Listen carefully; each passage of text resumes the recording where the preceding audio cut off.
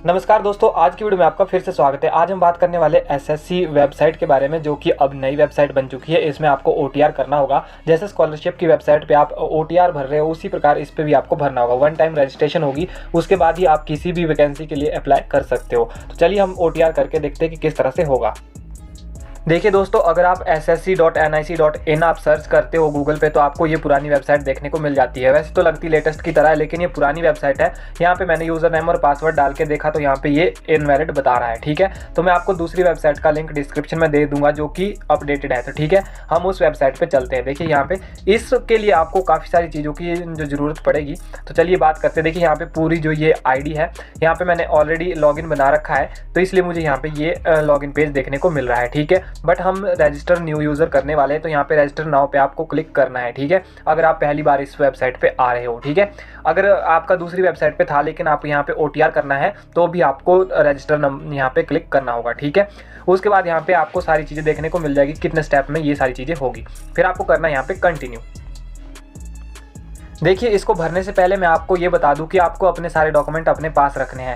हालांकि इसमें आपके डॉक्यूमेंट अपलोड तो नहीं होते, लेकिन उसकी पूरी डिटेल आपसे मांगी जाती है। देखिए यहाँ पे देखिए पर्सनल डिटेल, और उसके बाद पासवर्ड क्रिएशन का आएगा, फिर आपकी जो एडिशनल डिटेल होगी, और उसके बाद जो डेलीग्रेशन होगा, वो सारी चीज़ें। तो देखिए हम शुरू से शुरू करते हैं। पहले do you have Aadhaar card, आपके पास आधार कार्ड है, यस और नो। तो आप यस कर दीजिए। जो आपका आधार नंबर है आप वहाँ पे टाइप कर दीजिए। ठीक है, जो भी आपका 16 डिजिट का 12 डिजिट का आधार नंबर है वो आपको यहाँ पे डालना है। ठीक है, और ये यहाँ से बताएगा कि ये वैलिड है या नहीं है। उसके बाद आपको यही आधार कार्ड दूसरी बार यहाँ पे वेरीफाई करना है। मतलब जो आप एक फील्ड में डाल रहे हो, दूसरी फील्ड में भी आपको वही डालना है, ए और बी में। ठीक है, ये कंफर्मेशन के लिए हो रहा है कि आपने सही भरा है या नहीं।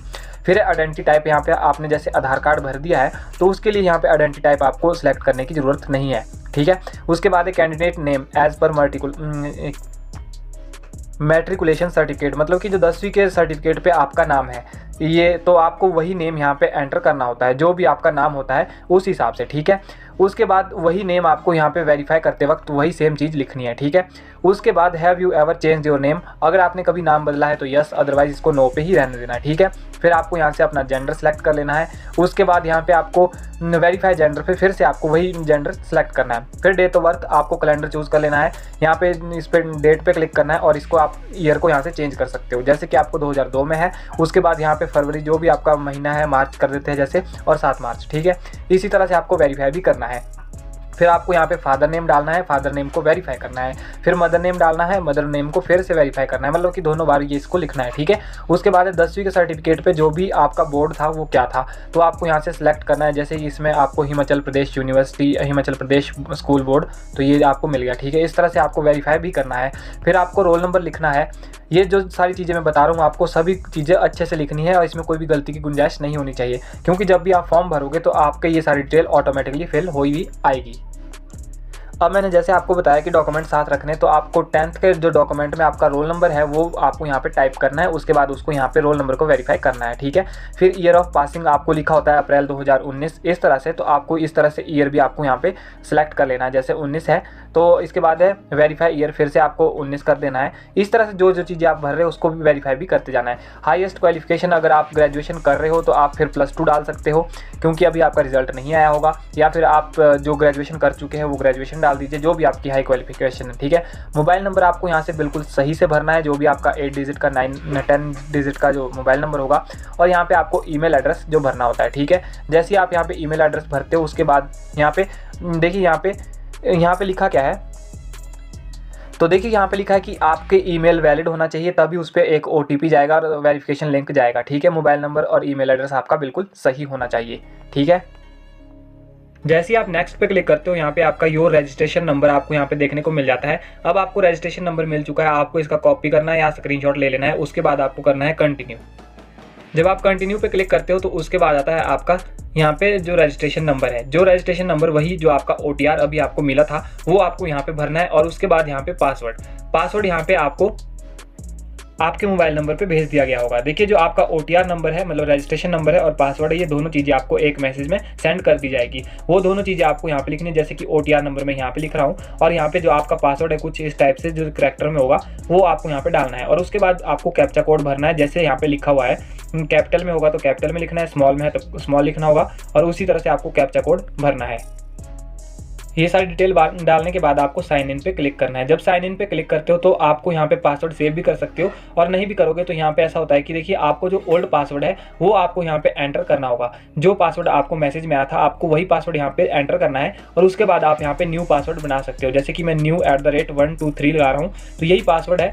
मैं इसको वापस से जब भी मैं इसको चेंज करूँगा तो देखिए यहाँ पे पासवर्ड की कुछ बता रहा है कि 8 कैरेक्टर का होना चाहिए, बाकी अपर केस, लोअर केस, और मोबाइल का कोई नंबर होना चाहिए और एक स्पेशल कैरेक्टर जैसे कि हैशटैग या फिर @ इस तरह से कुछ भी। और यहाँ पे आपको कंफर्म पासवर्ड करना है वही, जैसे कि मैं यहाँ पे new@123 लिख रहा हूँ। जब ये दोनों मैच हो जाएंगे, दोनों पासवर्ड सेम होंगे, तभी आपका जो आगे क्या प्रोसेस होगा।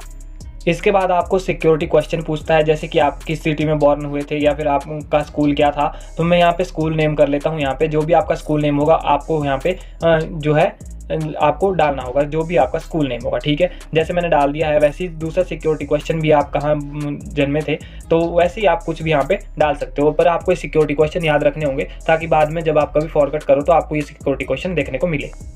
देखिए एक बार फिर बता देता हूँ, यहाँ पे ओल्ड पासवर्ड डालना है, न्यू पासवर्ड डालना है, जो जिसमें कि 8 कैरेक्टर होने चाहिए, मतलब 8 अंकों का होना चाहिए। उसमें कैपिटल लेटर भी होने चाहिए, स्मॉल लेटर भी होने चाहिए, न्यूमेरिक भी होना चाहिए, मतलब नंबर भी होने चाहिए, और स्पेशल कैरेक्टर हैशटैग @ या करेक्ट या एंड कुछ भी स्टार कुछ भी हो सकता है, वो आपको स्पेशल कैरेक्टर लगाने हैं, ठीक है। उसके बाद आपको यहाँ पे थोड़े बहुत सिक्योरिटी क्वेश्चन करने हैं और सेव एंड नेक्स्ट। जैसे आप इस पे करते हो सक्सेस आता है लिख के, और ओके पे क्लिक करना है, ठीक है। अब आता है साइन इन यहाँ पे पेज।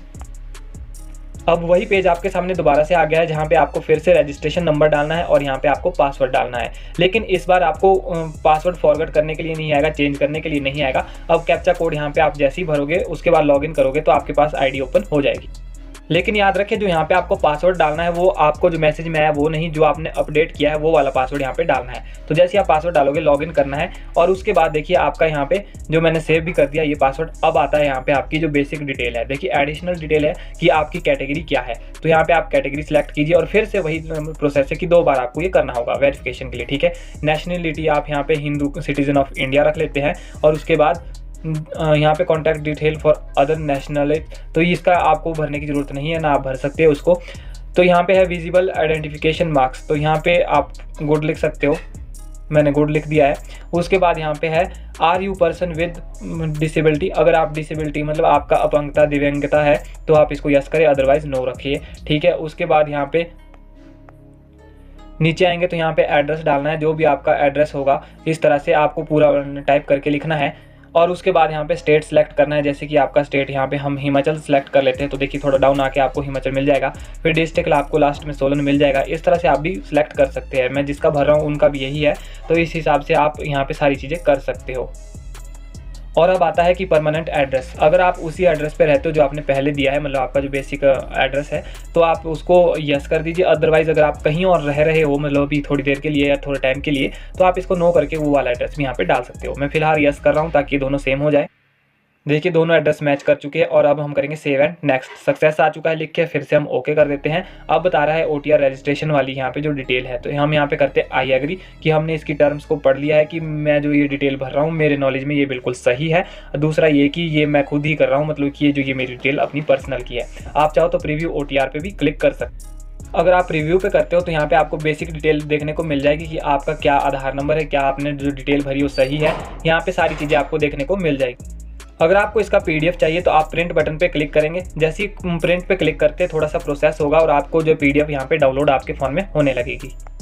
देखिए डाउनलोड के लिए पूछ रहा है कि OTR नंबर के साथ आपकी जो PDF है डाउनलोड हो जाएगी। आप इसको ओपन करके भी अपनी डिटेल देख सकते हो। सेम आपको यही चीज़ देखने को मिलेगी। अब हम यहाँ से डिक्लेयर कर देते हैं कि ये मैं खुद डिक्लेरेशन कर रहा हूँ, और ओके कर देते हैं, ठीक है। जैसे ही ओके कर दिया है उसके बाद आपको यहाँ पे सारी डिटेल आपको देखने को मिल जाएगी। देखिए आप यहाँ पे अपनी सारी डिटेल देख सकते हो, फ़ोन नंबर देख सकते हो, और आपका एड्रेस है, ईमेल एड्रेस है, सब कुछ देख सकते हो। और यहाँ पे प्रोफाइल का सेक्शन है, तो आप इस पर क्लिक करके यहाँ पे अपनी प्रोफाइल भी ऐड कर सकते हो। जैसे इस पर क्लिक करते हो आपकी गैलरी खुल जाती है, प्रोफाइल आप खुद भी ऐड कर सकते हो। अब थोड़ा सा प्रोफाइल को देख लेते हैं। जैसे कि यहाँ पे एडमिट कार्ड, जब भी एडमिट कार्ड आएगा तो आपको यहाँ पे देखने को मिल जाएगा। जो भी रिजल्ट आएंगे वो आपको यहाँ पे देखने को मिल जाएंगे। और उसके बाद जो भी भर्तियाँ यहाँ पे आ रही है, जैसे कि यहाँ पे 2 अभी ओपन है, इसके बाद कुछ नहीं है, तो ये 2 अभी है। इसके लिए आप यहाँ से अप्लाई कर सकते हो। अगर इसके बारे में जानना है कि कैसे हम अप्लाई कर सकते हैं तो कमेंट में अगर 10-12 कमेंट आ जाते हैं तो मैं इस पर भी एक वीडियो डाल दूँगा, ठीक है। तो दोस्तों आज की वीडियो इस प्रकार से थी कि OTR आप किस तरह से कर सकते हो स्टाफ सिलेक्शन कमीशन का। तो इस तरह से आप OTR कर सकते हैं, अपने दोस्तों तक ये वीडियो पहुंचाए ताकि सब OTR कर ले, उसके बाद हम अप्लाई करना सीखेंगे। आज की वीडियो में इतना ही। Thanks for watching.